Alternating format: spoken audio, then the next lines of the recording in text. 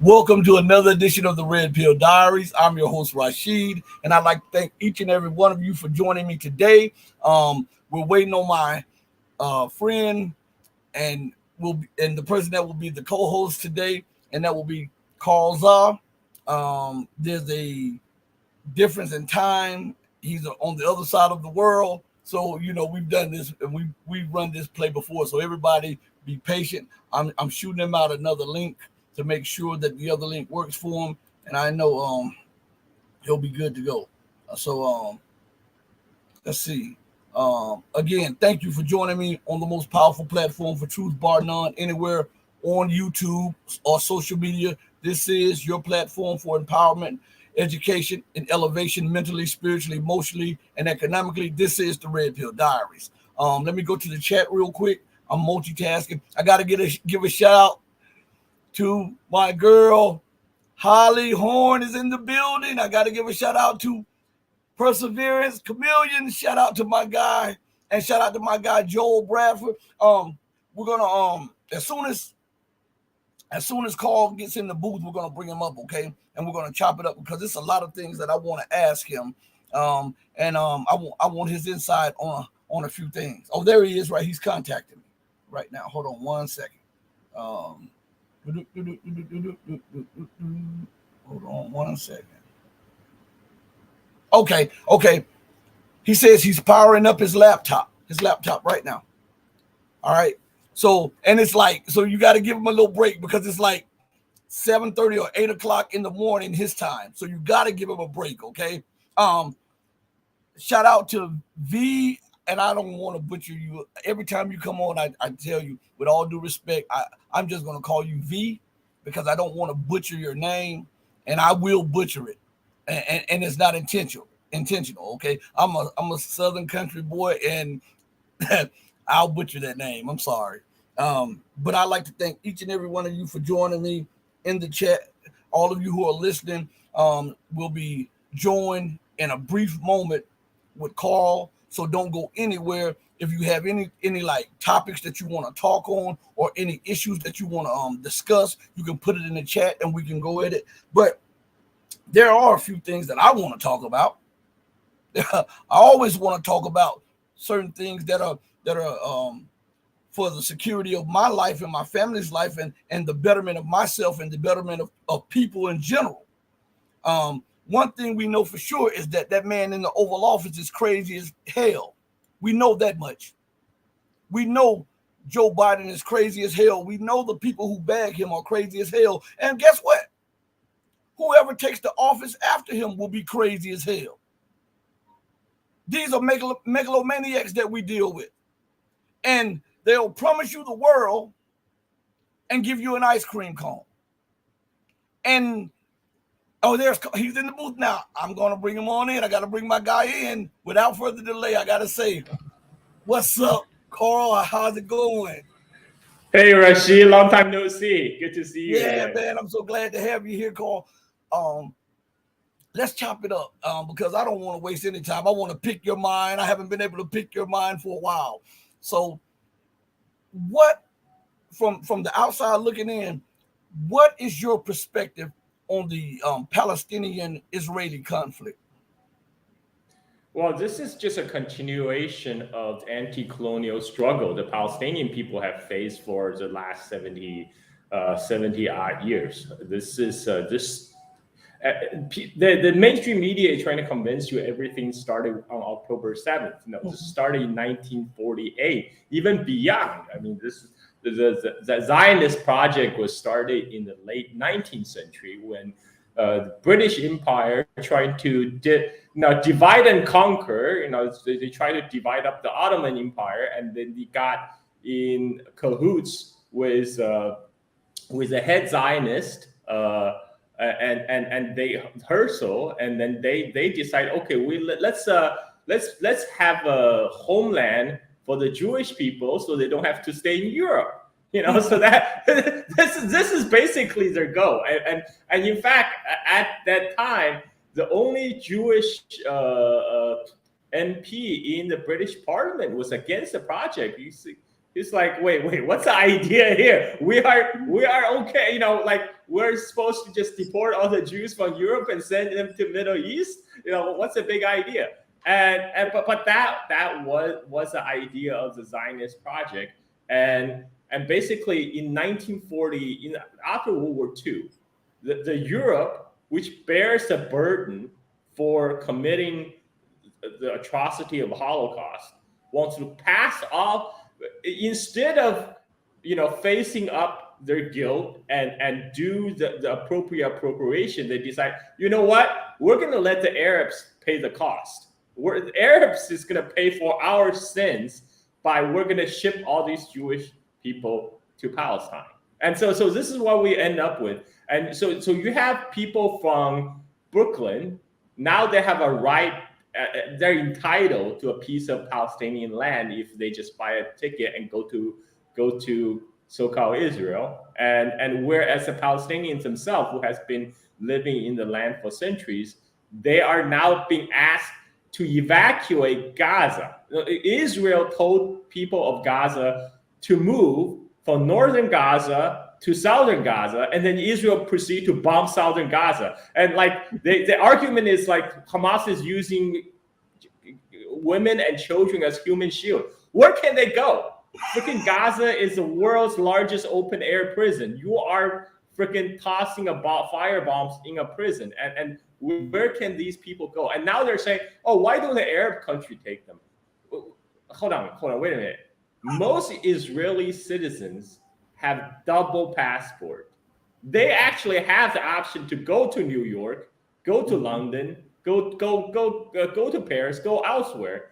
But they're asking people in Palestine to go to other people's countries because, you know, and this is actually the actual project the U.S. is financing, because let's face it, it's been 2 months since October, and there's no way Israeli war machine can carry out its operations for over 2 months without ammunition supplies from the United States, because Israel is not a great industrial power. It does, you know, the American empire is very compartmentalized. Israel's focused on like the research department wing of the empire. They don't have the industrial manufacturing capacity, so they have to import all these munitions from the United States. That's why U.S. is now saying, I'm sorry, Ukraine, I got priorities because Israel is our golden boy. We got to take care of our golden boy. So all these artillery shells that you really want, sorry, you can't have them. We got to send them to Israel. And another reason, because we often talk about America has deindustrialized voluntarily for so long. Now, contrary to what Janet Yellen said, U.S. cannot afford a two-front war. It cannot afford it. It's not even a matter of affording the war. It's that U.S. doesn't have the industrial capacity to supply a two-front war.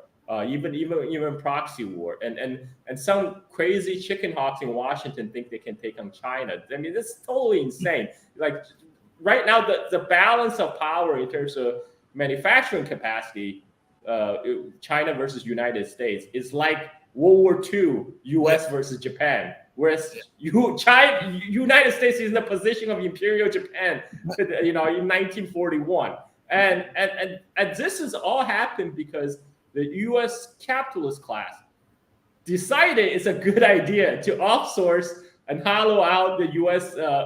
Industry, because they want to make more money. They want to chase, you know, the lowest labor costs. They want to chase after their bottom line. So they thought, let's financialize everything. We don't need to actually make stuff here. We'll just make people in the third world produce stuff for us. You know, it works perfectly. It's a great plan. And now they're suddenly waking up. Oh, holy crap. You know, China is now this industrial giant, and we depend on them for everything. And maybe we need to do something called de-risking, but that's too late. It's like we talk about this theme again and again. And the people in Washington, I actually think they know this is a bad position U.S. is in, especially in Middle East, because This is not. I don't think this is something they planned for, because you have Jake Sullivan, the national security advisor to Biden. Just before October 7th, he went on air, publicly saying, well, Middle East hasn't been this calm for a long time. And we take full credit for that because, because the Biden administration have worked our magic. So the Middle East is totally calm. And then, and he blew up in their face. So they weren't prepared for this two-front war. And now they're scrambling but they're so stuck in like the old thinking that despite 70%+ of Americans want ceasefire now, but our so-called elected officials still going like 100% rah Israel. Like Joe Biden, he just spoke at a Hanukkah dinner, and he said, well, you don't have to be Jew to be Zionist. I am a Zionist. And guess what? And guess what? The U.S. Congress just passed a law said anti-Zionism is anti-Semitism. So now, because Biden is a Zionist, if you're anti-Biden, you're anti-Semite. I mean, this is the stupid logic they're coming up with, and they're literally make the U.S. Congress. I love to say U.S. Congress has the best politicians the money can buy. I guess now that's an anti-Semitic statement, like now that placed me in the same corner as Kanye West, right? By saying shit like that. And they're trying to climb on descent because they actually know this is bad. This looks really, really bad. That's why they're twisting, they're doing their best to twisting headlines. Every time you read about Palestinian casualty in Gaza, it's all like death happened. Like death happened to the Palestinian. It's like a passive tense. And I read the latest Israeli newspaper report. They're actually talking about now the Israelis themselves are worried. There's so much death and destruction in Gaza, and there's so much destruction of infrastructure, especially with the destruction of the capital in Gaza. Now they're afraid that infectious disease like cholera, etc., will spread to the Israeli population. But they have to twist themselves in a pretzel to come up with a headline for that. They say the morbidity increase in Gaza is having Israeli concern. It's like, look, I wonder where did that morbidity suddenly happen? It happened when you dropped shit tons of bombs on these people, and this is we live in the bizarro world, Rashid. I mean, that's why every time on your show I'm always going on rant because I've been holding all this stuff in. This is we live in a total bizarro world, and we have a ruling elite that completely does not care about the public opinion, about what the rest of the plebs are thinking, because they continually act in a way contradicting the popular opinions in the United States. We're supposed to be the world's greatest democracy. Like we have a choice, and yet the politicians are all lining up to see who is more pro-Israel. I mean, look at the Republican, that clown show of a presidential debate. Right, and you have people like Nikki Haley's rah Israel, and it's like, is this a debate about who is going to be the president of the United States or who is going to be the president of Israel? It's like which country are you serving here? And for a person like me, why I don't care about Israel. Look, this is why I need to devote, you are hijacking the entire country, the apparatus of the United States, to serve your golden child, Israel. But that's your golden child. Israel is a Congress golden child because they're getting all the fundings for APEC and everything. And what the rest of the Americans are getting stuck with moral burden of knowing that our tax dollars goes into raining bombs on children of Gaza, and this is really obscene. And just a couple of days ago, the UN just passed a resolution calling for a ceasefire, immediate ceasefire. And of course, United States is among 10 countries that objected, veto. Now, UN resolution, Rashid, we both know there's the most toothless resolution that especially Israel never, cared to implement. Yet even a toothless resolution like the UN resolution, United States doesn't have the decency to abstain. They could just abstain from the vote. No. They have to go against the grain and vote against it when the whole world wants just peace. And so right now, U.S. is really burning up its credibility around the world right now. This is the reason when Putin traveled to Middle East, he's getting fitted around in Saudi Arabia, in UAE. They're rolling red carpet out for him because people are looking for leadership elsewhere. Nobody thinks Joe Biden, knows what he's even talking about half of the time. And he have Biden also just said in the Hanukkah dinner that he said, my father, survived October 7th Hamas attack 65 years ago. I mean, okay, we know this guy, half his mind is gone already. And so right now we have a senile, old, declining, decrepit empire led by a senile, decrepit man with half his mental faculties. And the ship is sinking. And this is why we have, in the latest UN resolutions, you have the traditional U.S. vassal states like Canada, New Zealand, and they're all calling for ceasefire now. The rats are the ship is sinking, and the rats are trying to get out. All the rats are scrambling to get off the board because they all see this is looking really, really bad. This is the internet age. There's only so much you can censor and control the narrative. Can everybody hear me? The broad, yeah. I'm looking. I just put something in the Rumble chat to see if they can hear now. I don't know what's going on because everything on my end is saying it's good. Everything on StreamYard. So this has to be a StreamYard connection. So and we are to expect this. Naeem88 said it's loud and clear on YouTube. It's possible because could you switch to it instead of Rumble? Right. Listen, for those of you who are on Rumble, please let me know if the volume is still muted or whatever like that, and I'll do my best. If you're listening on YouTube also, because I'm pretty sure you can't hear me if it's muted. So if you're listening via YouTube, put something in the chat to let me know that it's still muted, and we'll try to work something out. It's almost out of my control. I believe they're starting to mess with the distribution of the show, and the main distribution of the show is StreamYard. It distributes it to Rumble, YouTube, and all the rest of them. And I'm trying to get everything in line. So please let me know, and I really apologize for that. But we're going to move forward and just let me know. Carl, I wanted to ask you something. Now, hold that thought. Okay, go ahead. Can I ask for a bio break for like 1-2 minutes? Go ahead. Yes. I'll be right back. Okay, that's cool. Now, everybody, I'm trying to see if you can hear me on Rumble. You should be able to hear me on Rumble. I don't know why you can't hear me on Rumble.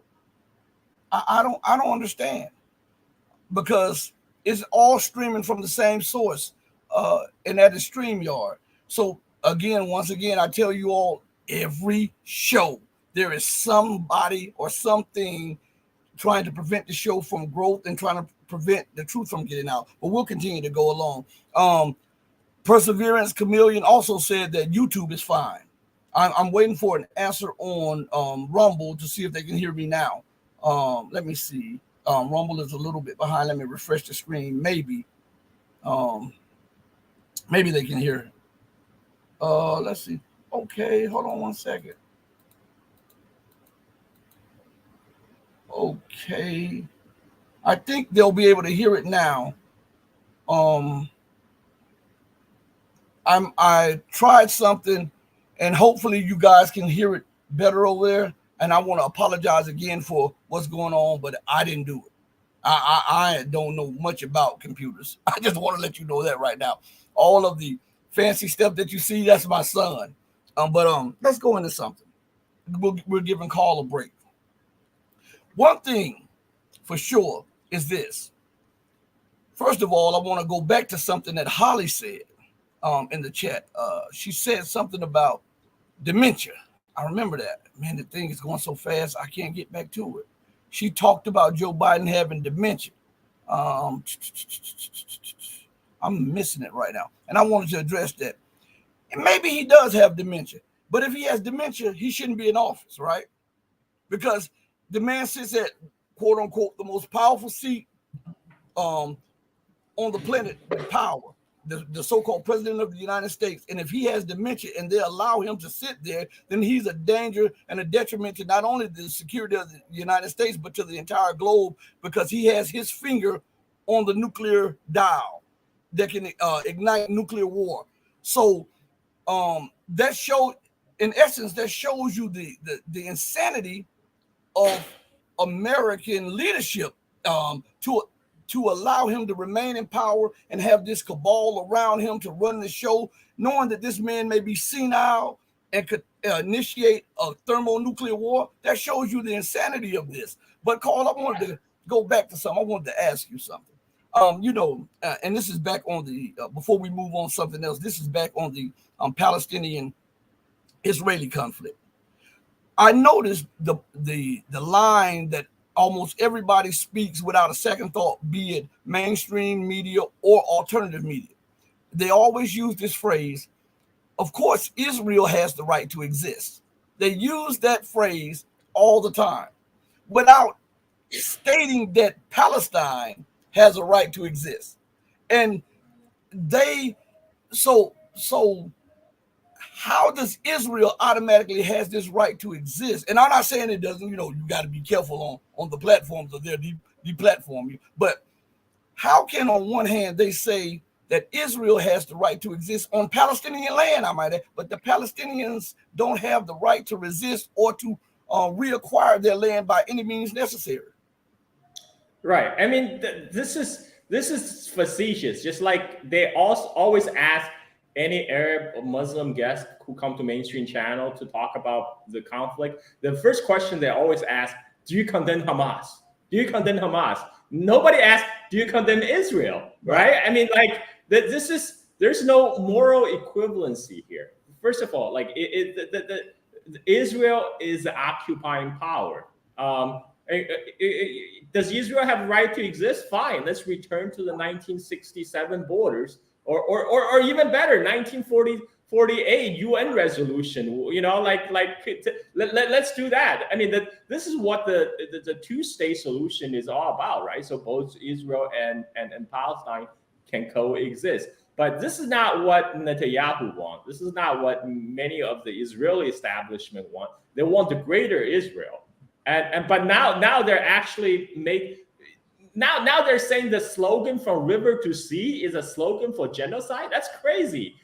Like from river to sea, Palestine must be free. That's just, they're calling for free Palestine, but they're saying, no, that means the genocide of the Jewish people. It's like, nobody's calling for that. No, it's only in your mind. And this is a lot of projection again. This is why Biden was recently saying, if it wasn't for the state of Israel, the Jews would not feel safe anywhere in the world. I was like, what? What are you saying? You're saying the United States would not take care of its own Jewish citizens? And then I was like, oh, wait.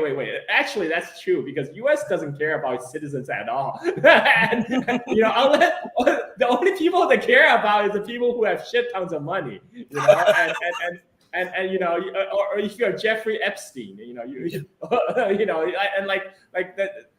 I mean, I'm Jeffrey Epstein, man. This man was obviously getting, was obviously linked to foreign intelligence services like Mossad. They have so much blackmail dirt on everybody, all the important politicians and businessmen. But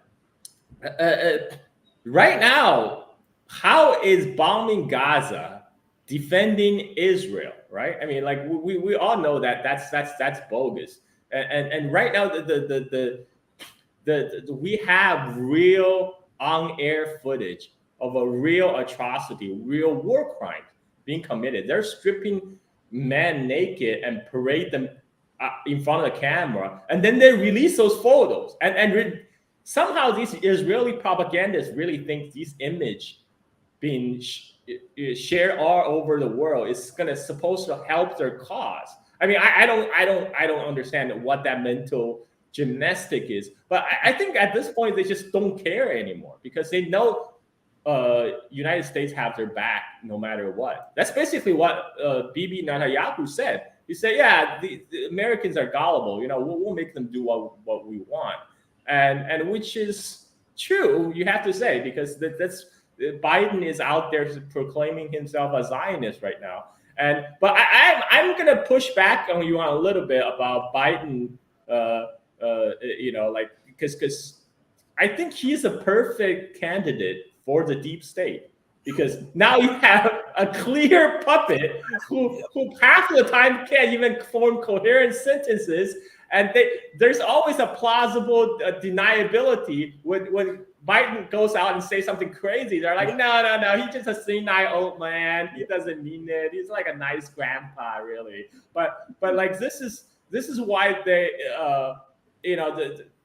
and let's face it, I don't even think by people they let him touch the nuclear launch button at this point.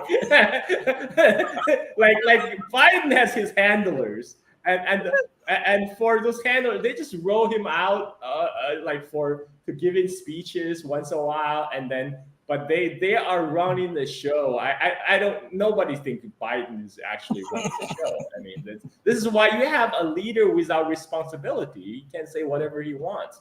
And you get back public reception. They can backtrack and say, "Oh, he doesn't really mean it. You know, he doesn't really know what he's talking about." And but back to the whole Israeli thing, they are actually turning the whole world's opinion against them. You know, this is a big difference from like early 90s. I remember when I first came to United States in 1990. Back then, even talk about Palestinian statehood is like a no-no. Like at least in the political arena. I even remember there was a time when Hillary Clinton got pillarized in the U.S. media because supposedly at some point in time she said she was for Palestinian statehood, and then they all say she is a communist and pinko. and that was kind of the world we live in, freaking Hillary Clinton, right? But the world has moved on. Now most of the people around the world sympathize with the people of the Palestine. The only people who are standing with Israel are these politicians who are so out of touch with their own public. And so I think this is actually, it doesn't bode for Israel because they are, they're running against the clock. Look, the things they're doing, no matter, there's only certain amount of goodwill you can buy with money around the world. Sure, money can accomplish a lot, but there's only a certain amount that they have already pushed against their limit. And right now, people are waking up and seeing the horrible atrocity happening in their own timeline. And I don't know how Israel can continue to perpetuate because they say they're going after Hamas, but the Hamas is intact. Hamas leadership is intact. Israel actually took out Hamas senior leadership many times before, but Hamas has replaced them. And with these public humiliation they're subjugating the Palestinian people, they are perpetuating the resistance. I mean, the best recruiting poster for Hamas or any Palestinian resistance group is what Israel is doing right now.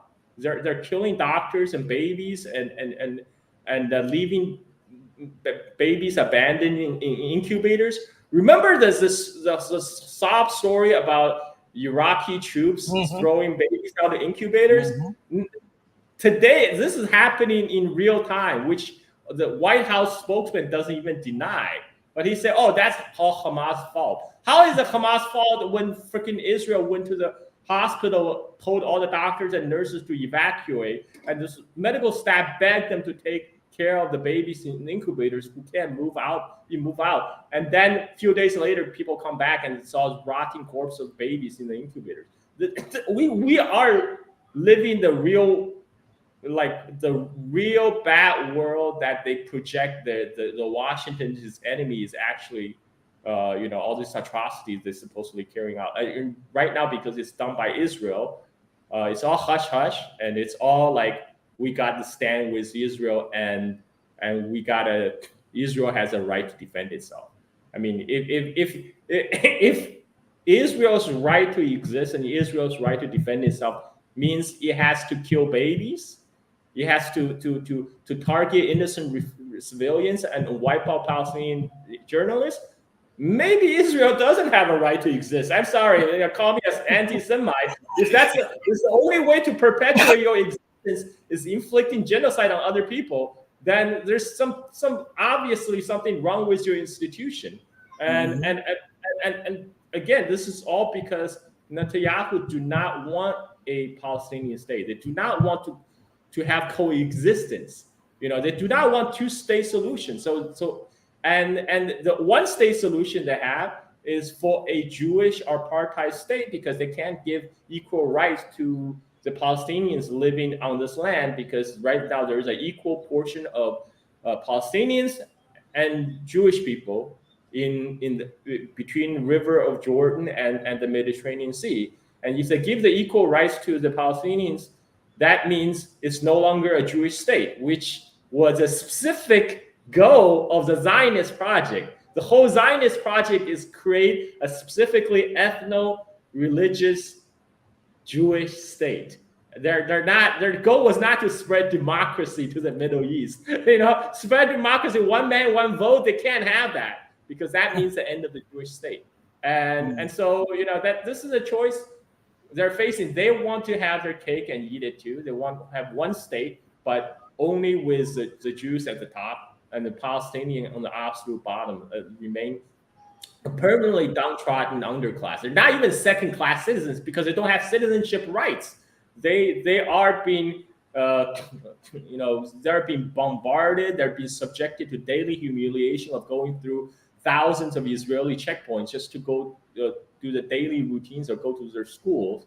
And they have Israeli sellers throwing garbage onto the Palestinian houses down below. And like anybody who kind of knows any history of Palestine would see this is gross injustice, and the politicians are willing to close their eyes and shut off their ears is because their palms are being greased somewhere, and they understand the weirdness of U.S. electoral politics means none of the politicians feels they can afford to be seen as anti-Israel. And this is where so to the point that Biden is basically screwing all his Muslim voter base for the Democrats, because I don't think he's getting any Muslim votes coming 2024. And then you have all these liberals say, how could you do that? How could you let Trump take over? Look, Biden is allowing genocide of their people happening, of their cousins or their families in the Palestine. Why? I mean, why would they continue to vote for this man? This is it doesn't mean they're going to vote for Trump. It just means they're not going to vote. And what you're going to have is you're not going to have that swing vote in battleground state like Michigan. And we're going to look at Trump presidency looks increasingly likely every day. And this is what the United States we're working with. We're coming 2024. We have, again, two choices again, Biden or Trump. And this is, I mean, now we're talking about the right of United States to exist, because we have have obviously a failed dysfunctional system, and everybody's in denial about it, especially our politicians. They talk about some nonsensical subject like Rick Scott from Florida just said Chinese garlic is a national security to United States. You gotta be kidding me! Okay, I had to think about this for a second, and I realized, wait, vampires don't like garlic, so this totally makes sense. It totally makes sense why a U.S. congressman thinks that garlic is a national security issue. But look, we all know it's a clown show in Washington, and right now, but these clowns are enabling a real 21st century genocide happening in Palestine. Washington is actually pressuring the Arab countries right now to agree to Israeli plans by accepting Palestinians. So what they want is to kick all the Palestinians out of Gaza Strip, move them to Arab countries as refugees, just like a repeat of 1948 Nakba, right? Except it's happening again in 2023. So they can cleanse the land of Gaza of Palestinians, so Israel can move in and quote unquote rebuild it. And what's the plan? They're going to invite the Palestinian back. We've seen this script before. We saw that happen in 1948 and in 1967. And this is called ethnic cleansing. They say this is why they're trying to shut down dissent by saying, "Oh, river to the sea, from river to the sea" is a genocidal slogan. To be anti-Zionist is anti-Semitism. I don't think most people, even like the people who are voting for it, even believe that. They just want to cut off dissent. They don't want people like you, me, average people, and pointing out the hypocrisy of the situation and to question their very questionable choices. And so they're like, you can't talk about it because you are now an anti-Semite by decree, by our decree. And anything else, we're going to deplatform you. That's what Elon Musk said after the advertisers threatened to pull out of Twitter. They say that's what he said. From river to the sea, and is a genocidal slogan will get you deplatformed. And if anything, we are, you and I, Rashid, we're here committing genocide of stupid ideas, of these stupid politicians who only cares about their own, pockets. Sorry, I'm done with my rant. Hey, and I love it, and I want to put a little exclamation mark behind what you were saying about the river to the sea. Most people don't know that was actually started by Israel, but the Palestinians modified it and for their benefit, because the Israelis were talking about that first. So if it's genocidal, then you got to lay blame on Israel for it. But of course, that goes over most people's heads. But actually, when the Israeli context, when they're talking about the greater Israel should exist from the river Euphrates, which is in Iraq, to the Mediterranean Sea, like that, the real greater Israel. They're literally just going to replace all these Arab nations, Arab countries, and create this new giant settler colonial state in the Middle East. And this is why a lot of the European and American leaders support it, because guess what? This is what they have been doing all these centuries. The same settler colonial project, and they see their own. Well, most of Israeli are their own people. All of them have like double passport. They have the option to go to New York, to go to travel to all those places because they have the passport. But Palestinians do not enjoy that luxury. They live, many of them live generations as refugees, and now they're getting bombed again. And I wanted to stay along this line of talking, but I want to position our to like the African continent, because we're looking at the Middle East and we're looking at North Africa. And with these moves by Israel and the United States, America was already losing political capital globally, but she's losing it faster and faster. And now we see there was and not just America, but all of America's allies. Most people are not aware of this. There was an article in africannews.com. I'm .en, I guess. And it says Burkina Faso, Mali, and Niger look to form a federation. And on top of that, as soon as that came out, one of the first things I heard in the news, I can't find the article, but one of the first things I heard in the news was that Russia and China are trying to move in and force these nations to push us out. And then another article came out, and I'm going to let you have the floor just a bit. Then another article came out, which really had their panties in a twist. And it says, Bank of China will use Zambia unit to boost renminbi trade clout. Meaning that since China buys a lot of copper from Zambia, and China does a lot of business in Zambia, that they were going to make it more easy for the trade to happen, and it would be done between Zambia's currency and the renminbi or the yuan, most people say. And this has them livid in Washington, London, and Brussels. What do you have to say about that? Well, this is why Marco Rubio was going apocalyptic. He said, look, the dollarization, if you allow to continue in 5 years, we won't be able to sanction anybody anymore because they don't use the US dollar anymore. Well, that's the point, little Marco. That's exactly the point.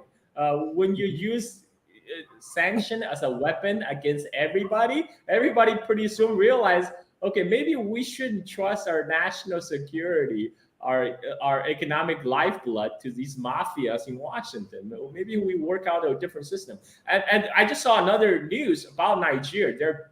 China is building a gas oil pipeline. Yes, it goes live. It goes live in just a few days. Yes, they just built a gas oil pipeline connecting Nigeria, which is landlocked, to the Atlantic Ocean. Mm-hmm. So look, they don't need the West. They do not need France. They do not need United States. They are getting their infrastructures. China can provide the infrastructure. Russia can provide the security. This is how the China and Russia partnership worked in places in Central Asia and later in Syria. People were expecting China to move in on the Syrian war, but China doesn't need to do that. China is providing an economic support line to Bashar al-Assad's government. Well, Russia provides the security. That's why China and Russia's role is very complementary, because China doesn't want to send its expeditionary force into Middle East to Africa. Russia can do that. Russia has the Wagner Group. Russia has its military base in Syria, etc. And then Russia and China works in sync. They're on the same page. And let's face it, the best hope for Ukraine reconstruction is for Ukraine to join the Belt and Road Initiative. I'm serious. I mean, you think Europe is going to come up with a reconstruction fund for Ukraine? Europe is going to go to Ukraine to build infrastructure? Where have they last successfully done something like that? Right. Biden promised Africa that he's going to come with a competing plan to China's Belt and Road Initiative by pledging investing how many US dollars. That was 2 years ago. That was 2021. What happened to that, right? I mean, show me the money, man. At the end of the day, you got to show me the money. China can show their airport, the ports, the roads, the railroads, the power plants. Yeah, and what's America got to show except for Kamala Harris going to Africa talking about this is a moment in time. Half of the time, I don't even know what Kamala Harris is talking about. this woman is permanently high or something, and she is the one that would be the president of the United States if Biden croaks in office, which is a real possibility given Biden's physical and mental state at this point. So yeah, the U.S. ruling elite is a joke, and that's why they recently Xi Jinping just went to Vietnam, right? Biden was in Vietnam earlier proclaiming strategic partnership. They're talking about using Vietnam to counterbalance China, but China has been Vietnam's strategic partners for 15 years already, since 2008, and And China's trade with Vietnam is over $200 billion. That's almost the same as the trade between China and Russia. This like Vietnam is like either number 6 or number 5 of China's trading partner. Largest, it's the largest China's trading partner in the ASEAN nations. And when United States says, "Oh, we got to de-risk from China," all these multinationals got to move out their supply chain outside of China. So all the Chinese manufacturers go like, "Okay, we're gonna move our plants to Vietnam, and then we're gonna slap the label made in Vietnam and still export to the United States." And so China and Vietnam are in perfectly complementary economy right now. So China is moving offsourcing all its low margin, labor intensive industry into Vietnam, and it's helping Vietnam to upgrade its infrastructure. China built Hanoi's metro system, and China has this grand vision for the development of the region. They call the Pan-Asian Rail Link, which will connect with high-speed rail link the cities of China through Laos, Vietnam, Cambodia, Thailand, Malaysia, and all the way to Singapore. So you can take a high-speed train eventually from Shanghai to Singapore. That's a grand vision for future, for development. What grand vision does the United States have? The grand vision of the United States is we got to prepare for a war over Taiwan Strait. It's like nobody want that. Nobody want to work. People just want to trade. That's what China has to offer. They'll offer investment. China is Vietnam's top foreign direct investment. And what did Biden also promised to invest in Vietnam, but the U.S. number just get dwarfed by the Chinese numbers. The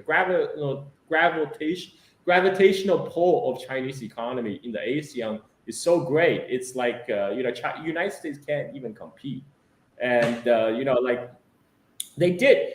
What they can do is through regime change, through buying off corrupt politicians. Like what happened in Philippines. They must offer Marcos a deal he couldn't refuse. So Marcos Marcos is now declining all Chinese investment into the Philippines.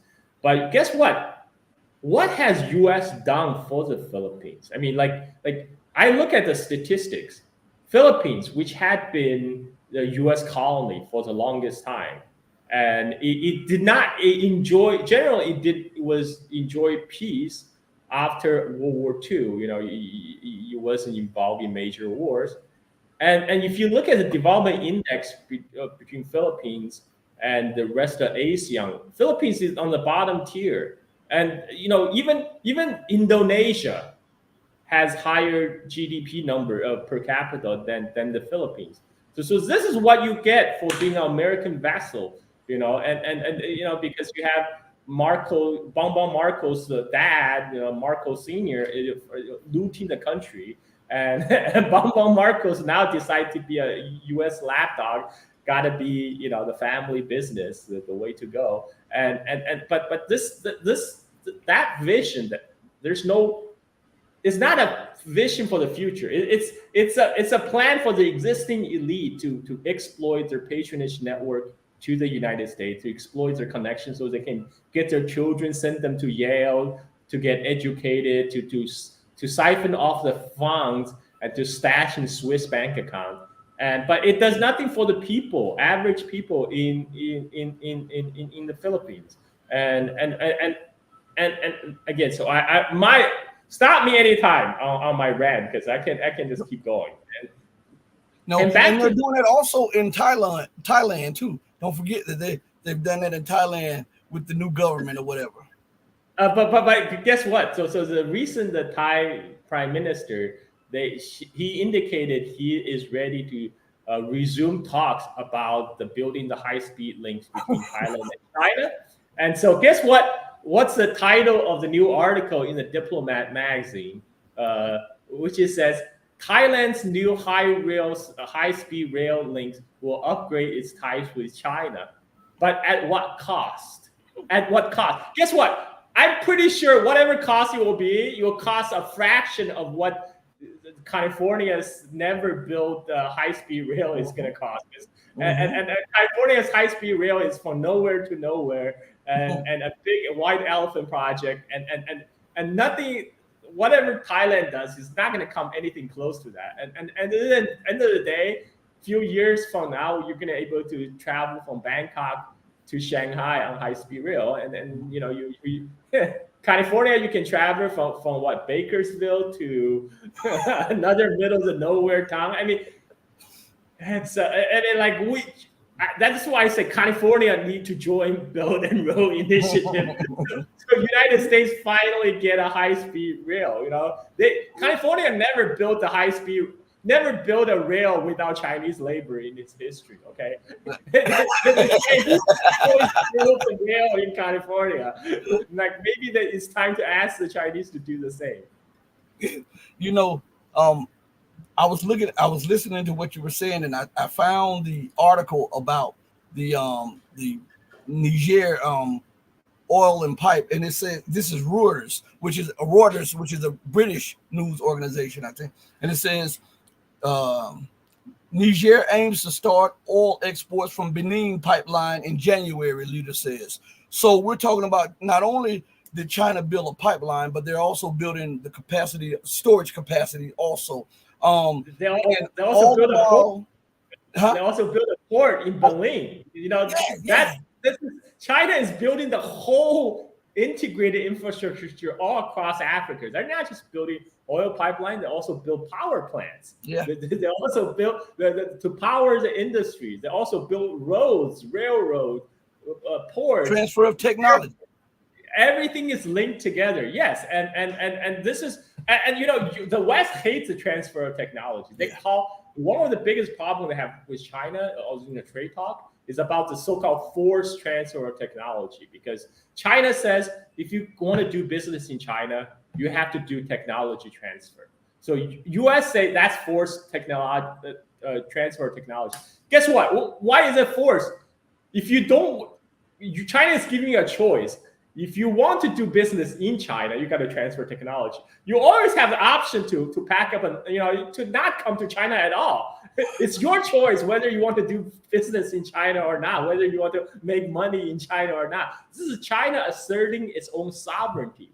The sovereignty is something the United States doesn't believe in, of course. Yeah. But the whole meaning of sovereignty is like, yes, you come to do business in our country, you got to follow our rule, which just means you got to train the locals, transfer your knowledge, so our locals can upgrade their own capability. And that's how California has high-speed bullets. I saw that. I had to post that. I saw that. Ken is hilarious. United States just got to pull its head out of its ass and work with China. The U.S. has a desperate need to upgrade its infrastructure. Like Indonesia today has a high-speed rail going 350 kilometers an hour from Jakarta to Bandung, because that was a flagship project of China's Belt and Road Initiative. And this could happen in California. I'm telling you, this could happen in California. But I'm gonna go travel to Jakarta. I'm gonna film it on YouTube for my YouTube channel of how the experience of traveling in high-speed rail in Indonesia. I gave United States. I don't know, man. Like I told you, I was back in US a few months ago, and everything looks physically kind of the same as like a few years back, except the price went up 3-4 times. I'm paying for the same shit, and then I'm just paying like triple and quadruple. And that's the world we live in. That's the price you pay for being an empire, and nobody's. The average working class Americans are not benefiting from that, and it's really time people say enough is enough. Time to stop this bullshit. We don't need to send billions of dollars in weapons to Israel to bomb children and not have healthcare inside the United States. I mean, this is a basic self-interest and a moral imperative. But we all know average American can doesn't make the foreign policies, and instead we get all these propaganda shoved into our throats. And so back to the Israel Palestine conflict. I don't think Israel. I mean, I don't think Israel is doing well. They're doing all this crazy, insane propaganda of stripping men naked, filming them, thinking this somehow will break the spirit of Palestinian resistance. This is a desperate measure. They're desperate because after 2 months of fighting, Hamas is still intact, and they are. So the only plan, their so-called grand strategy is ethnically cleansing Gaza, and that's gonna. I mean, nobody is up for that, and right now Israel just transformed itself into a monster in the eyes of the world, and when I talk of the eyes of the world, 85% of the world that's outside United States and its European vassal states are not on board with that. And even the American vassal states, the rats are jumping the ship. I'm telling you, Rashid. Like the Europeans always have a choice to switch sides, and right now you even have Canada, New Zealand, etc. They're all suddenly signing up for the ceasefire because they saw this how. It's just bad policy to be against peace. Everybody want peace. Why are you against peace? I mean this at a minimum cost to themselves too, because UN resolution, everybody knows, is kind of it's toothless. No, Israel is not going to implement that. So all you have to do is just say, hey, we're for peace, man, and United States leadership can't even do that. So let's see how the empire currently it's scrambling, it's distracted, and I think I don't see any kind of coherent plans to dig the U.S. empire out of that hole. So I think we're going to be in that hole for a while, and while the rest of the world will march on with China, with Russia, with BRICS, with you see what happened to Argentina. The Argentinian's new president before the election, she's like, "Oh, I'm going to cut off ties with China. I'm going to cut off trade with China because I don't want to trade with those freaking communists." And then and then now his first act as a presidency is to ask China to extend the credit line to Argentina. I mean, like, this is when the reality hits. It's like, you can talk big during an election, but at the end of the day, you got to face the reality. And it's time for American leadership to face the reality too. But they're little kids. There are no adults in Washington. Thank you, Ken, for the super chat, for the $5 super chat. Thank you so much. There are no adults in Washington. And if there are adults, they've been relegated to the back of the classroom, and the imbeciles, they are running the show, as we can clearly see with the policies that they continue to push, which are not only detrimental to the world, but it's also detrimental to America's standing and America's national security. I was just thinking, as you were talking, I was thinking about how she continues to provoke. Like, let's just use common sense for a minute, because common sense is not so common today. China holds over $1 trillion in U.S. debt. China is the United States' largest trade partner. China is the largest investor, the largest banker. All right. Now, 93 to 95% of all goods on your stores, in your store shelves, come from China or a subsidiary of China, like one of the smaller nations that does the work and then put their China does the work, the smaller nation puts the tag on it and ship it to the United States, like you were talking about. Now, even your video games come from China. Epic Games, it's owned like 48%. Yeah, 48%.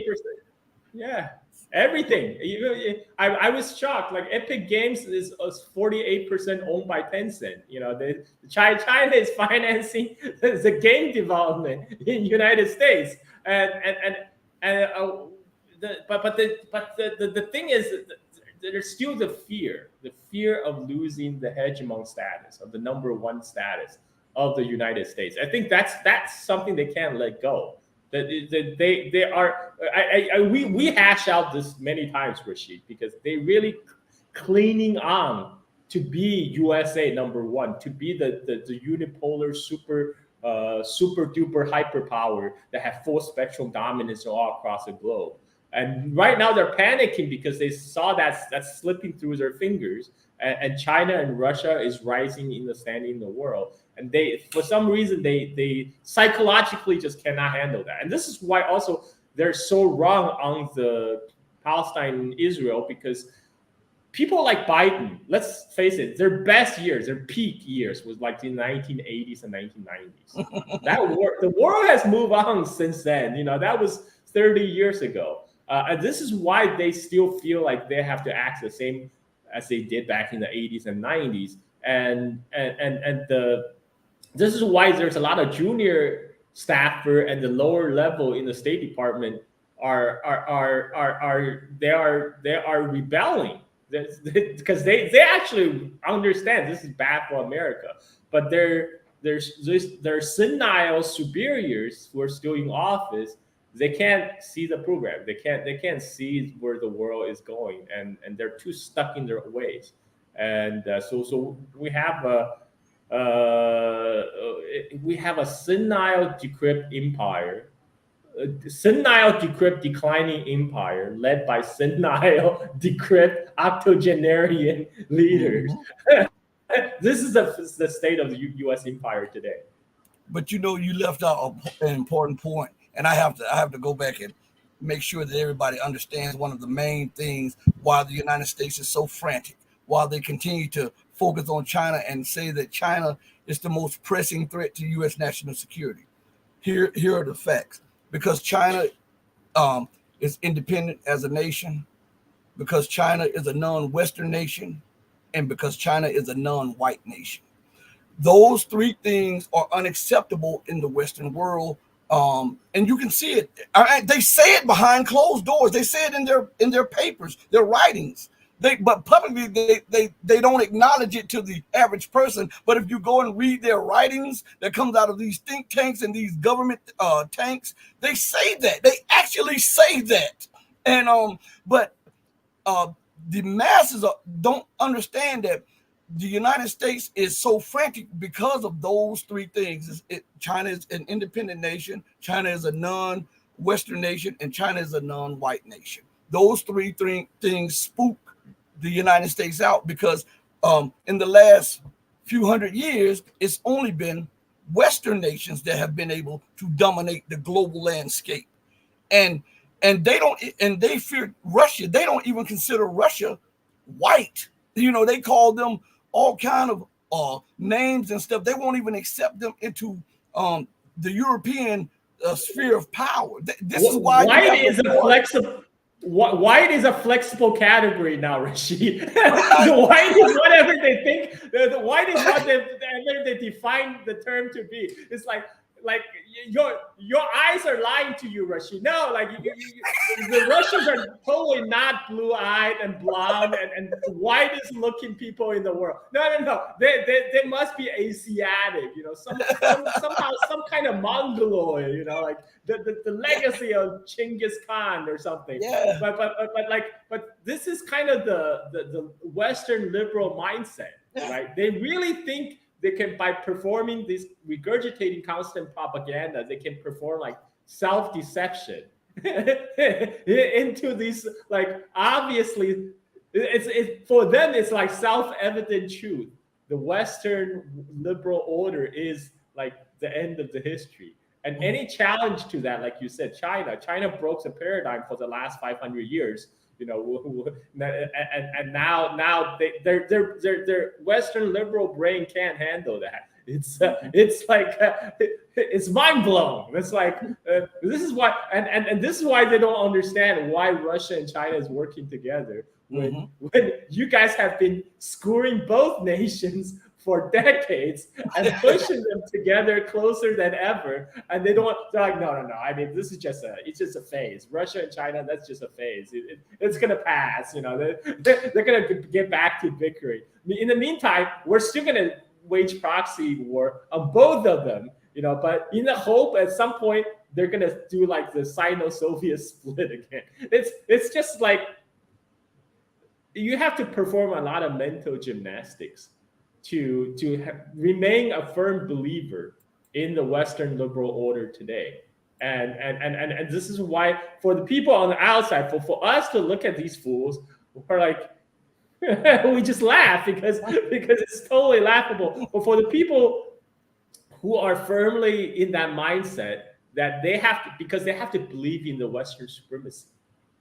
For them, that's their identity. That's everything. They don't have much outside.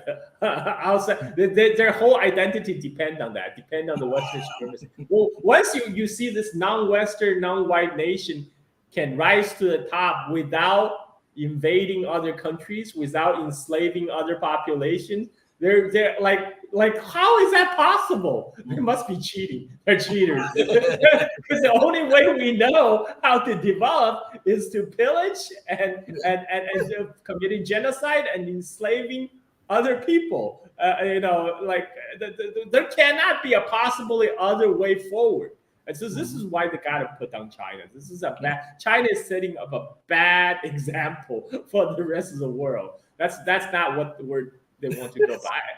Despite their best effort, I mean, they're failing because right now they're let's just say they don't have the best minds staffing the U.S. empire right now.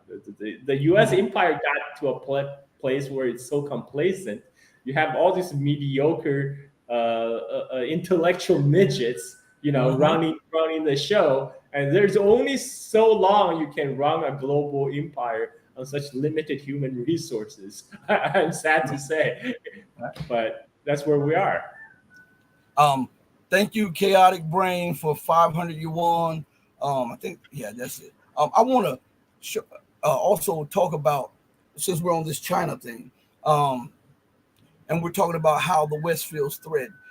And I believe what's speeding up the fear is that all of the levers of power that the West used to be able to exert on China or anybody, like the sanctions, the threat of war, and all of this other stuff, it no longer holds suits like let's take China for instance. Again, they sanctioned China to stop China from progressing in chip manufacturing, and I want to read something to you right here.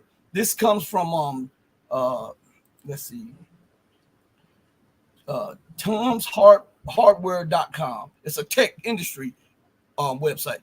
Excuse me. And the headline is this: evidence mounts that China has sanctions defying 5 nanometer technology. It says how Huawei reportedly preps new AI processor built with Chinese fabs, and it says in 2 node. And then the first paragraph says this: TrendForce, a market intelligence firm, reports that Huawei is prepping a successor that will be made using SMIC's N+2 fabrication technology. Huawei's high silicons post-Ascend, and I'm just reading it like it is, I don't understand this part, post-Ascend 910B AI chip is expected to offer higher performance, partially due to its new process node. The next generation AI processor purportedly uses SMIC's N+2 processing technology. Now, this has them freaking out because China just came out with a chip and they thought it was not possible for China to come out. And now they've come up with an upgraded chip that now rivals some of the best chips in the West. And they're freaking out because the sanctions didn't work. What have you to say on this? Okay, so this is problem when you have people who don't understand technology, who don't understand the industry, and being put in charge of policy. And one of the greatest strengths of the U.S. tech industry is adoption. is a worldwide adoption of the U.S. standard and U.S. technology. But U.S. government is coming out and say, we cannot have that in China. We're gonna sanction China. So that's taking the whole of China, this huge market, off the shelf for U.S. companies. I mean, it's no longer possible. Before, Huawei would be perfectly happy to design their chip in-house but have them manufactured on Taiwan by TSMC. And it was perfectly happy to source NVIDIA AI chips from United States. But US says, no, you cannot manufacture your chip on Taiwan anymore. No, NVIDIA cannot sell their AI chips to China. So for Chinese companies, do or die, like the only alternatives they have now is rely on domestic manufacturer. So now Huawei now have to work with domestic Chinese chip maker SMIC, and say, okay, we sorry we kind of overlooked you before, but now we gotta work together because that's the only way we're both gonna survive, because both of us being under sanction by the United States.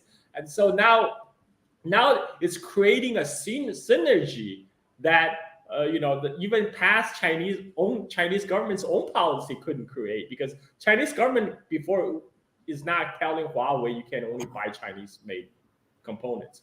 You can only work with SMIC, Chinese government didn't say anything like that, because Chinese government was all for like globalization. You can buy whatever best product for your company, right? You are a private company, you can do whatever you want. But now there's suddenly an economic incentive for all these Chinese companies to work together, because it's do or die. It's like they're getting physically cut off. So now it's creating like a virtuous cycle. So all these money that Huawei puts in to buy chips from SMIC goes into research and development of SMIC to develop the next generation chips. And now Huawei has to design everything in-house instead of paying the big bucks to NVIDIA to buy NVIDIA's AI chips. Now they develop their own chip in-house. Ascend, that's the Huawei's name for their own AI chip. The AI is something that US was really worried about China catching up, because Eric Schmidt, the former Google CEO, he has the idea that the AI, the generative AI, is going to be like the next industrial revolution. And his idea is US must remain dominant, maintain a tech lead in that aspect. We can't have China get a jump ahead, like a leapfrog the United States in the AI arena. So that's why they're trying to limit the chips technology to China, so China doesn't have a leg up on AI. But it's doing the completely opposite effect. It's actually spearheading China's AI development at this point, because now China is decoupling from United States by U.S. policies, and they're progressing ahead despite U.S. sanctions. And the only thing that U.S. can come up with, Gina Raimondo, the U.S. Commerce Secretary, just said, we're gonna up our ante on sanction. We're gonna place more sanction on China, because you know what? Because if it doesn't work before, let's just do it again and harder, right? So let's the definition of insanity is doing the same thing over and over again and expecting to work. Except Gina Raimondo's like, we just got to do it harder, the sanction harder. They're expanding the sanctions. So going to force more Chinese company to seek domestic solutions. And let's face it, these people obviously haven't been inside U.S. high research institutions, Well, I have, because my dad was one of the researchers at the University of Illinois in Chicago. When I went to my dad's labs, there's a lot of Chinese grad students there. I mean, and now U.S. policy is actually making life difficult for these Chinese talent who had chose to work in the United States. So many of them are now heading back to China, either motivated by patriotism or also by more personal self-interest, because life is getting harder in the United States. China is offering more incentive for them to go back. And so this is enforcing a virtuous cycle where the Chinese tech continue to power ahead despite the U.S. sanction. And China has a natural advantage in AI because one of the main tool of AI development is training the machines on human behavior.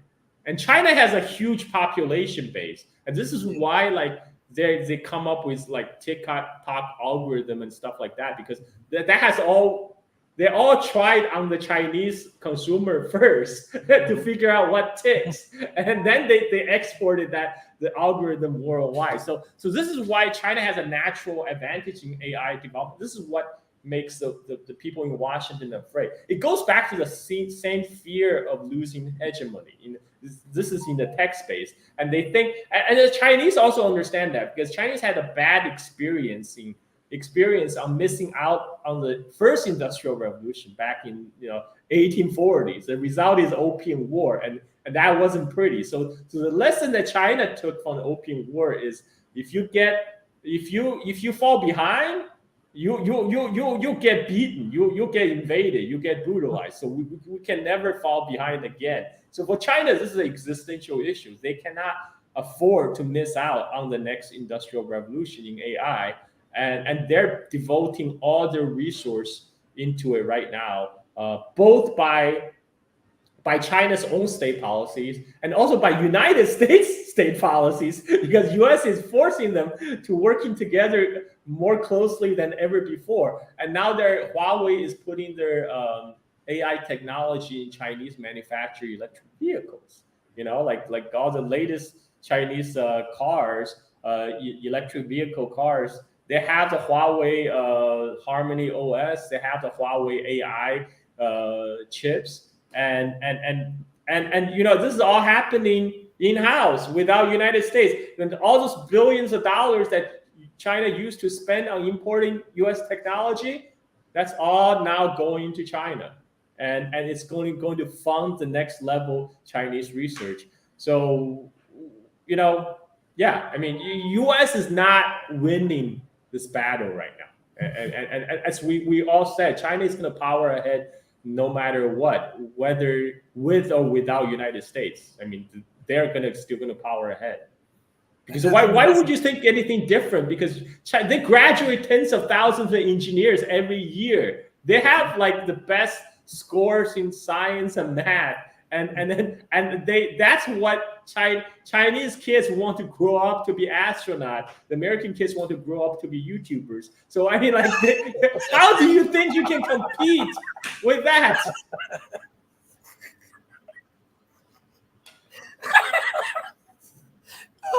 I'm glad we're on this subject because it goes back to what I was saying before about China holds over $1 trillion in U.S. debt. Everybody, hold on one second. Carl is hilarious, I'm telling you. But and 93 to 95% of all goods on U.S. shelves are from China or a subsidiary of China. And then we have the United States now talking about that next year they're going to deploy mid-range missiles to the Asia Pacific to deter China. Now, it's not aggressiveness by the U.S., but it's to deter China because China is aggressive by deploying warships off China's own coast. And so on top of that, I was just reading an article that came out on December 7th, and it was talking about U.S. must prevent Chinese century. This is what DeSantis says. And he says something that he would deter China's ambition and prevent them from invading Taiwan. Now, correct me if I'm wrong. Almost all of the globe recognizes Chinese Taipei as an integral part of China, the one China. Even the United States national policy recognizes Taiwan or Chinese Taipei as part of one China. Now, what business is it of the United States if China deploys troops to a province of China? China did not make a big issue about the United States deploying troops to Texas or to California or to Hawaii. it gets worse, Rashid. Recently, David Cameron was being interviewed, I think on BBC, and he was asked by the interviewer a question. He said, "Well, China is, pushing for peaceful reunification with Taiwan. So what if the peaceful reunification does happen? What would you be your response?" David Cameron says, "We cannot allow that to happen." No, peaceful reunification. Okay, nobody's talking about war, invasion.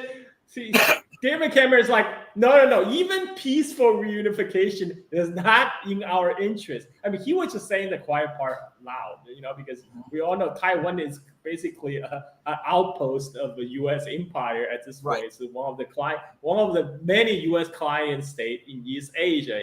It's what General MacArthur called the unsinkable aircraft carrier. And that's parked on the doorstep of China. This is a real reason why U.S. cannot afford to have the reunification happen with mainland China, no matter what. Even if it's peaceful reunification, they're against that because they're really peace is not on their mind. On their mind is China cannot get back together. Mainland China cannot get back together with Taiwan because that threatens the whole structure of the U.S. imperial system. And that's really what they find unacceptable. And again, I'm sure people of Taiwan can look at what happened in Ukraine. Like this is what happened. What happened to Ukraine is a good example from all the people in the world. This is what happens when you volunteer yourself to be involving a deadly proxy war against U.S. enemies on the U.S. behalf. So after a couple of years, they just kick you off the curb. U.S. Congress is now saying, "Oh, we're done funding Ukraine war because we have our golden child Israel to take care of. Sorry, Ukraine, we got priorities, right? It's not U.S. number one, it's Israel number one. Israel is always going to be the top priority on the minds of U.S. politicians. So Ukraine, Taiwan, I'm sorry, they don't even come close. They don't even come close to Israel in their importance to the congressmen in Washington. And so we have we are kind of like sitting here laughing at the last stage, the late stage of the American empire. we're just laughing at the way it's going down. But right now, China's fault is in these neocons' eyes, basically existing and thriving. That's the China threat. It's like, how dare you can exist outside the American imperial system and actually succeed, because that sets a really bad example for the rest of the world when they realize, oh, okay, maybe United States, U.S. empire is not dispensable. It's not indispensable in the well-being of the development of the people. So and again, this is where China offers vision for the future. Xi Jinping's slogan is the common destiny of the mankind, of a shared future together. And the whole idea is to be friends to all and enemy of none. But that's not what the Western understanding of geopolitics, because in the US, it's always zero sum. It's like, what's good for me? That means less for me. What's good for you is less for me. I cannot have that. I have to have more for me, less for you. That's the only comfortable way I can live with. And more and more people are seeing through that. And this Palestinian conflict is also just basically exposed wide open the hypocrisy of the West, and U.S. is taking a huge reputational damage right now, all for the sake of its golden boy Israel, for Benjamin Netanyahu's ambition to remain the Israeli leader, because that's what really this is about. Because Netanyahu was facing domestic revolt before this, and now he's trying to play the wartime leader. And he's dragging U.S. on his side, through the mud, into the quagmire, and I just don't see how Israel will going to come out on top in this, because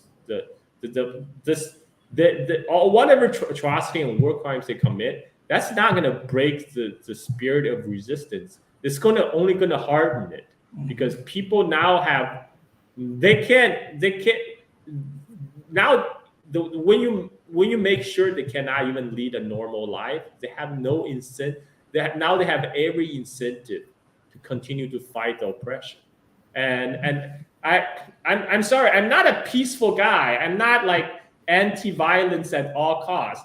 When you are facing with when you're facing with oppression, when you're facing with enemy who want to ethnically cleansing you, want to genocide you, want to bomb your home and kill your children, sometimes violence is the only answer, Rashid. I mean, like, you are not gonna get. Palestinians have tried peaceful resistance before, like nonviolence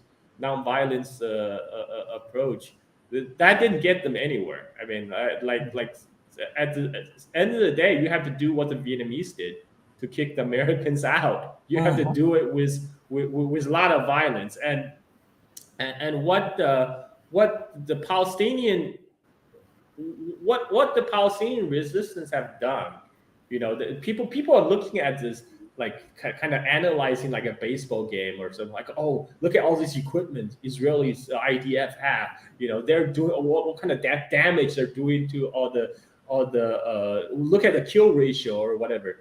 That's not the point. This is what the Vietnamese understood in their war for independence and liberation against Americans. They understood war is politics by other means.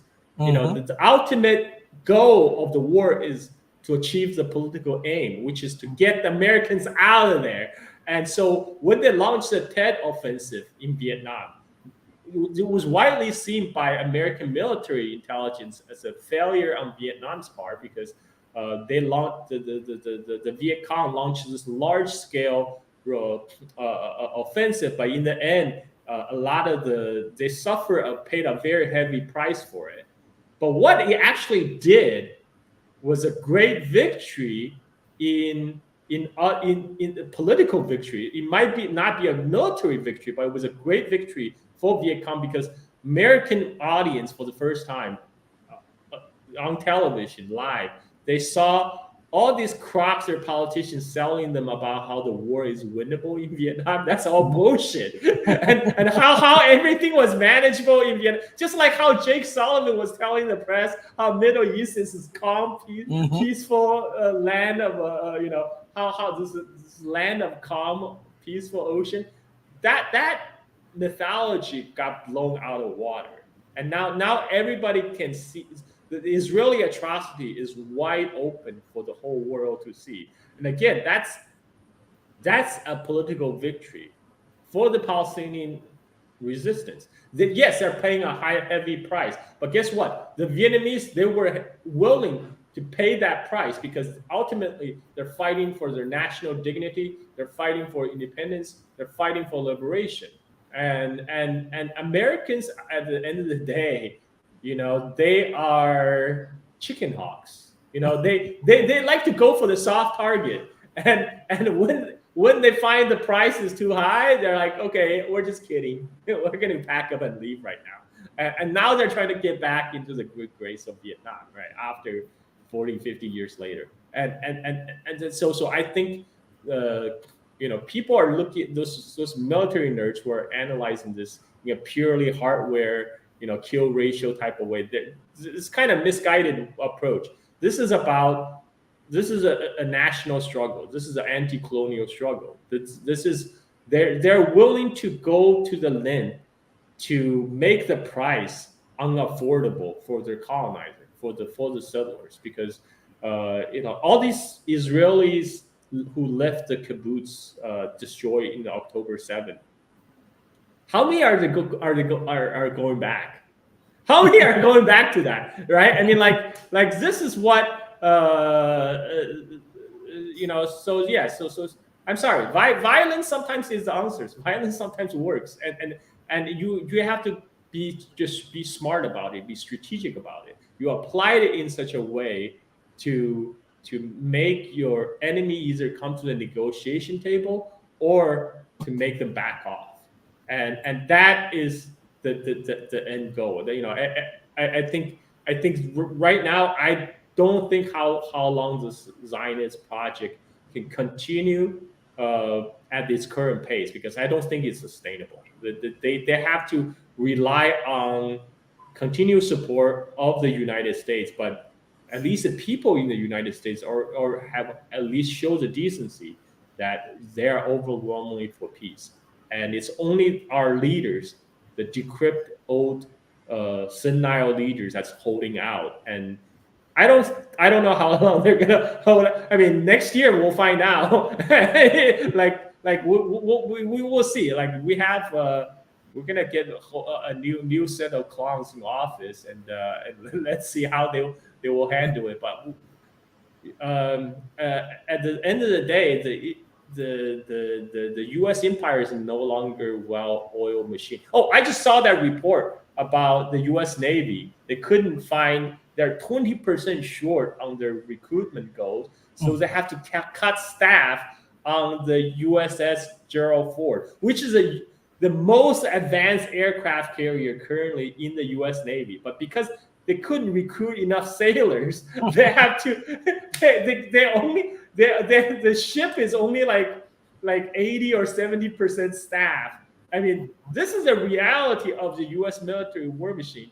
And yet these chicken hawks in Washington think they can use this force to go to war with China.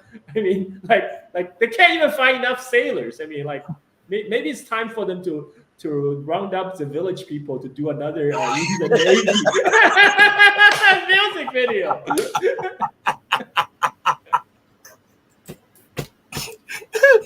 So we're going to come back to the Chinese U.S. Conflict that is brewing, but let's switch over to the Ukrainian situation.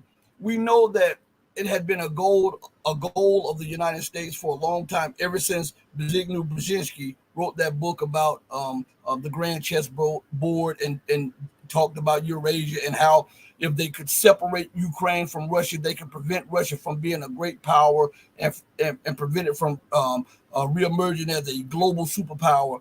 And we have seen Russia only using 10% of its military force destroy 3 NATO armies, and it's working on the 4th one. Because prior to the war, remember, they were saying that Ukraine was the most powerful army in Europe, and it was the largest and the most powerful army in Europe, and it was trained to NATO standards. And Russia destroyed that army 3 times over, and is working on the 4th one. The United States funds are running out. We're seeing that the weaponry that is built to be top-notch weaponry not working like it was built to work, and we see Russia's weaponry leaps and bounds ahead of anything that the West has. Where are we in this conflict, and what is it showing the rest of the world when it comes to American and NATO military might? Well, I mean, like you saw all these people talking about all these wonder American weapons, the HIMARS, the Patriot missiles. Now we get to see what the Russian Kinzhal hypersonic missile can do to the Patriot missile battery. I mean, there's no context, and the cheap Russian drones that was manufactured in cooperation with Iran is taking out the expensive Leopard tanks. You know, all these NATO top of the line NATO equipment, and at the end of the day, it's not about funding the Ukraine war, because U.S. can continuously printing dollars. But at the end of the day, that's paper. That's paper currency. To supply the war, what Ukraine need is basic stuff like artillery shells. Mm-hmm. And that's something the United States cannot provide. Why? Because U.S. has willingly hollowed out its own industries since 1970s. U.S. have deindustrialized because U.S. capitalists, U.S. Wall Street types decided, you know what? We look at the bottom line. If we offshore, if we move these factories to China, we can save on the labor costs and more profit for our shareholders. And so that process has been going on for 40 years now, and the end result is now U.S. on paper is nominally the world's largest economy, but again, a lot of that is remain on paper because OnlyFans is counted as part of GDP, right? but at the end of the day, that's not how you're gonna win a war. That's only so much moral support the OnlyFans can provide during wartime. You still need basic stuff like artillery shells. And U.S. just do not have the industrial capacity to produce artillery shells for Ukraine anymore. Even with $1 trillion budget for defense spending, because let's face it, $1 trillion U.S. defense budget, that's mostly going to grift, paying for like vacations and retirement in Bahamas for the U.S. top senior leadership and their lobbyists. And then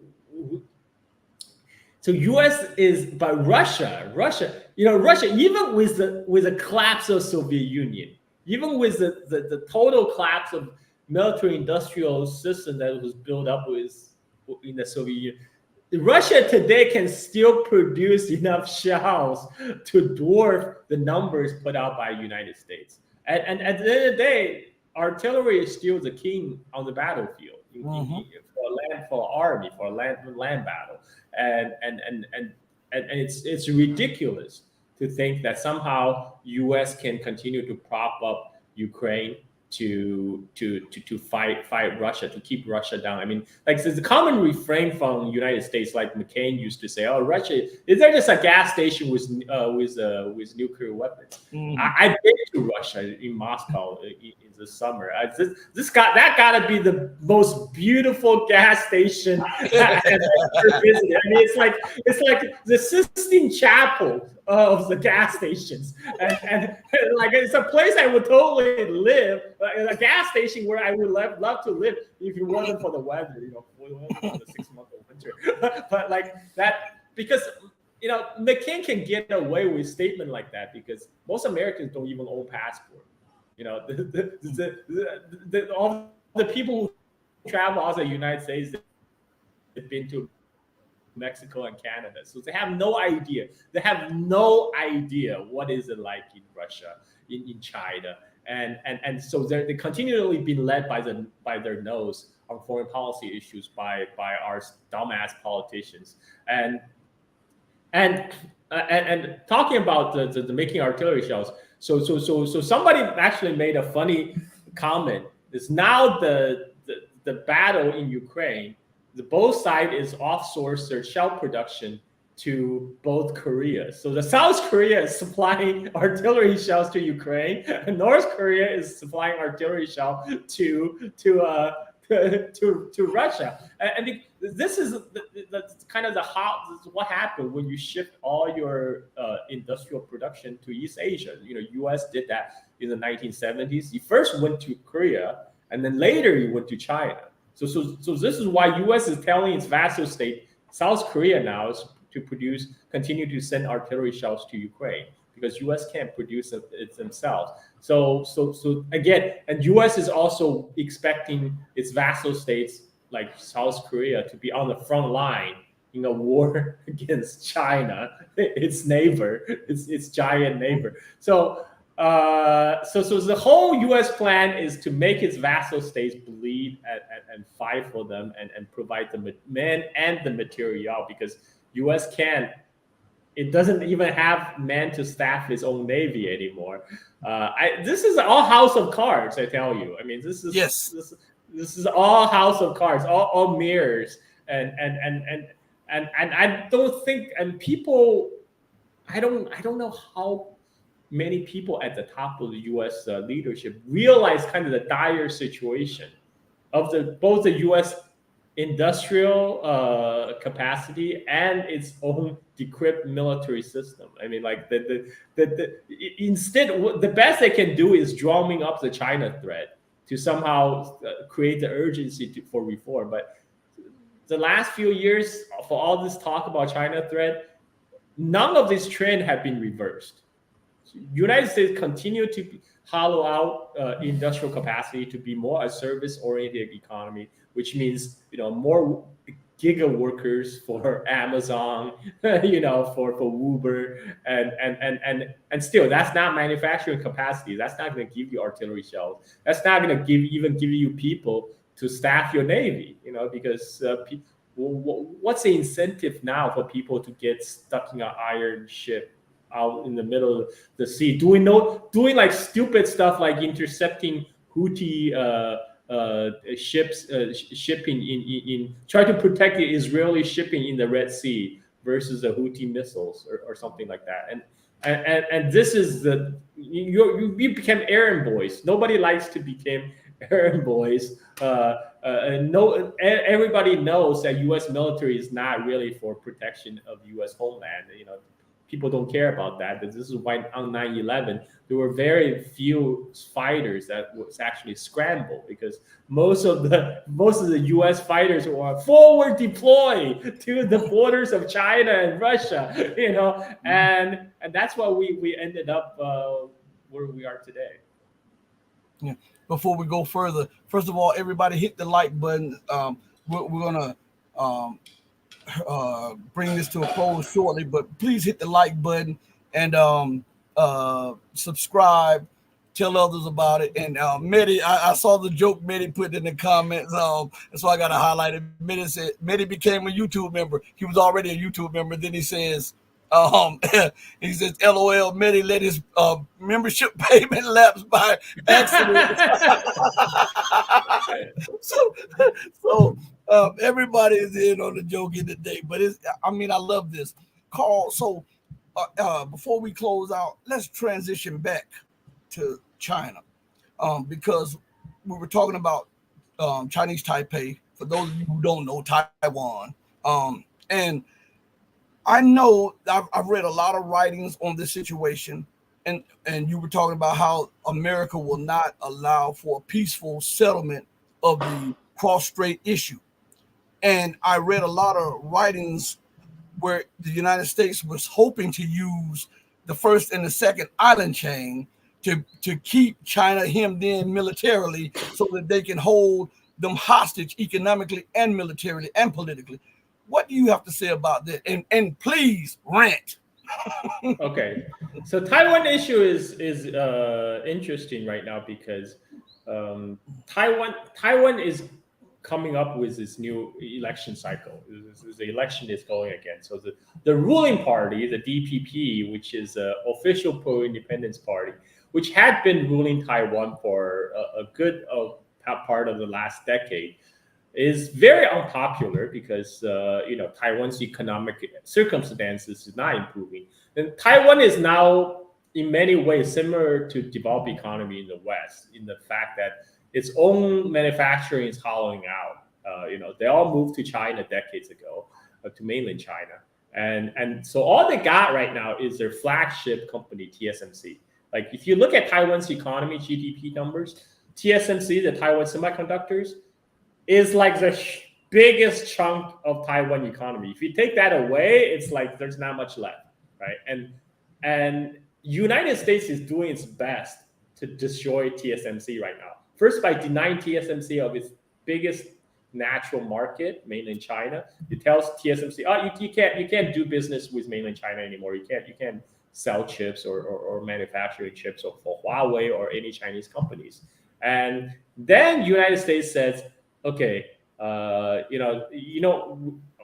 we said about we are really against forced technological transfer to China, but TSMC, you need to transfer your technology to United States. So we need you to open a plant in Arizona.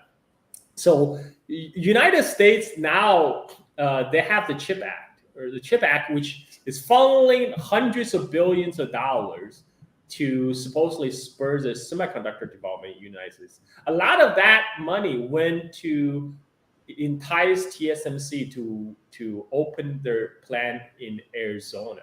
So first of all, chip manufacturing is a very highly water intensive process. I don't know whose idea it is to locate a water intensive factory in Arizona. That's a genius idea in the first place. But now the Arizona plant, after years of planning and building, is still not operating because they have problem building, because the locals are now upping arms against their plan to import Taiwanese engineers because they said, well, you should hire American. And then they have a problem recruiting enough local talents to run the Arizona plant because the chip manufacturing is 24 hours. You have to keep the machines running.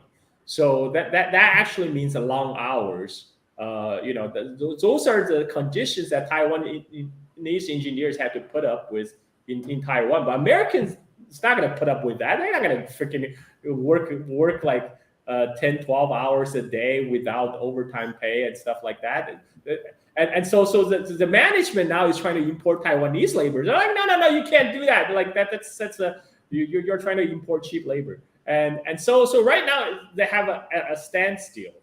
The Arizona plant is like in limbo after hundreds of billions of dollars being poured into it.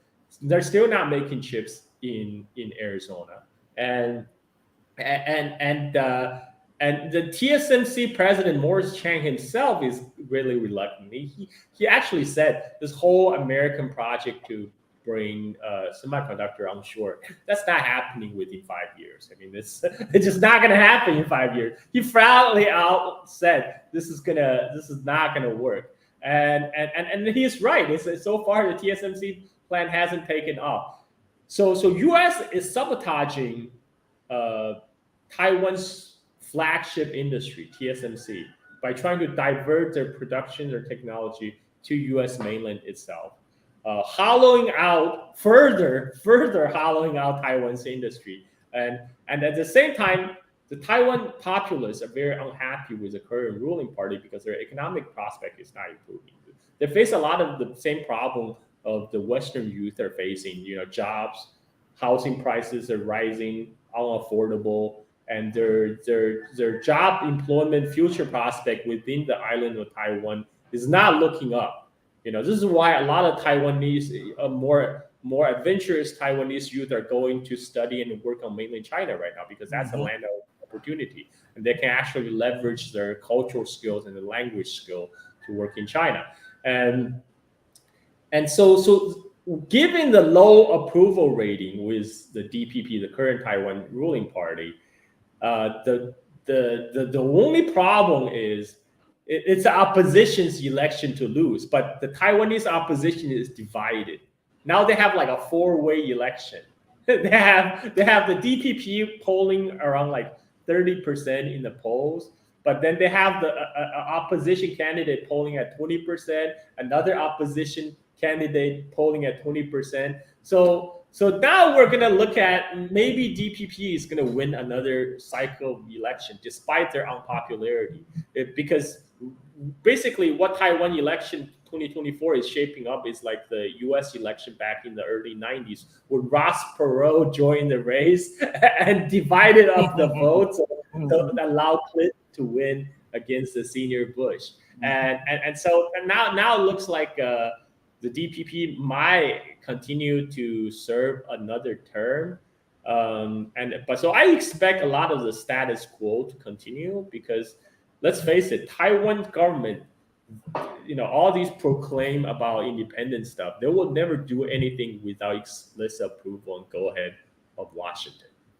And at the current juncture, when U.S. is facing the problem with a two-front war in Ukraine and Palestine, I don't think they have a big incentive to light a match on the Taiwan issue right now. So it's more likely the U.S. This is the background of the Xi Jinping and Biden meeting in San Francisco, by the way, is because U.S. want a floor on the Sino-American relationship. It's not doing anything to raise it up higher, but it just doesn't want it to stop falling any further. So for the short term, before the 2024 election, there's going to be a lot of talks in U.S., a lot of anti-China rhetoric, but I expect more of the same. I don't expect fireworks in the Taiwan Strait, just because it's not in the current interest of the United States to lit up the tinderbox, because they already have their hands full in Palestine and Ukraine, and they're already juggling that. They're gonna be overwhelmed if there's gonna be another crisis developing. So this is what I see. This is my take on and also China also sent a big peace signal by rolling out a project to develop all the coastline facing Taiwan. So for a lot of people don't know, during the Cold War, the whole Chinese coastline facing Taiwan was left undeveloped because of the threat of war, because it could be bombed anytime. So now China is plowing a lot of investment on the coast opposite of Taiwan Strait. That actually means the Chinese leadership don't see any prospect for war in the immediate future. So that's actually a big plus. So I think Taiwan issue will remain status quo for the time being, which is more the Chinese military, the People's Liberation Army, is going to assert sovereignty by continuing their flights around Taiwan, continue their patrol around Taiwan Island, and the U.S. will still do crazy stunts like flying their spy planes up to the Chinese coast and have like the Wall Street Journal or CNN reporter on board to film the exchange. You'll continue to have incidents like that, but I don't expect a big blow off. That's my take. Well, Carl, we got to run this back. We got to do it again, man, and we got to do it again soon, man. Thank you for joining me. Mehdi had a question for you before we go off there. He says, one question for Mr. Zha. What would you say the percentage of U.S. machine products come from China, South Korea, and Japan? So I don't have the numbers in front of me, but off the top of my head, I would guess a higher percentage, because like the machine parts, machine product, they come either from Europe, which means Germany, or Japan, or Korea, or China. These are the main sources. And the United States is destroying the German industry right now. Yes. I mean, their whole Ukraine war sanction on Russia is totally hollowing out German industry. So now the German industrialists are moving their plant to United States because there's cheaper natural gas here. So which means now there's an even greater proportion of machine products coming from East Asia. So that means China, South Korea, and Japan. That's my answer. I don't have the exact numbers in front of me, but my guess is fairly high. Okay, in closing, do you have any closing words? Well, I mean, I thank you for inviting me again, Rashid. It's been a long time. I really enjoy to come to your show and continue my rant. And we're going to continue to just laugh at this imperial decline into its twilight, while our incompetent and decrepit leaders are presiding over the fall of Rome. Like they're literally like the Nero fiddling while the Rome is burning. And I'm just glad I made the decision to come to Bali. So I guess at least I can see it from the distance. Well, I'm stuck. So I'm stuck in the middle of Rome burning. Hey, Carl, thank you, man. I'll send you the link to this show in just a few minutes, man. And I appreciate everything. Thank you, Rashid. And let's do it again. Soon. You better believe it, my brother. Everybody, thank you all for joining us. Remember to like and subscribe, share, let people know about Carl, let them know about this platform. Anybody that's trying to get the truth out, support them in any way possible. On that note, we go out the same way we always come in love and in truth. For all of you who love peace and truth, know that we love you, but the true and living God will always love you better. Until we next speak again, stay strong, stay true, but above all things, stay righteous. And for the channel members, part 3 of that series drops tonight or early in the morning. Thank you so much, everybody. Hey, mama, look at me. Your baby boy loves you more than life. Deuces, everybody. We're definitely out of here. Be blessed, everybody.